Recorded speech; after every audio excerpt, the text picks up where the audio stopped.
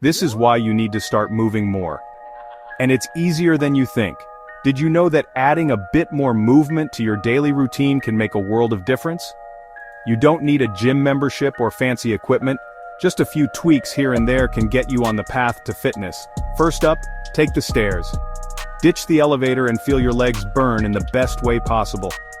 It's a mini workout you can sneak into your day. Next, park further away from the entrance when you shop or head to work. Those extra steps add up quicker than you think. Plus, you get to enjoy a bit of fresh air. How about a dance break? Put on your favorite song and dance like nobody's watching. It's fun, liberating, and a great cardio boost. And don't forget about walking meetings. Got a call or a catch-up with a colleague? Take it on the move. It's a great way to brainstorm and stay active. Finally, set a timer to remind yourself to stretch and move every hour. A quick stretch or a brisk walk around the house can re-energize you and keep those muscles happy. Remember, it's all about making movement a natural part of your day. Small changes can lead to big results. So get out there, get moving, and have fun with it. Your body will thank you.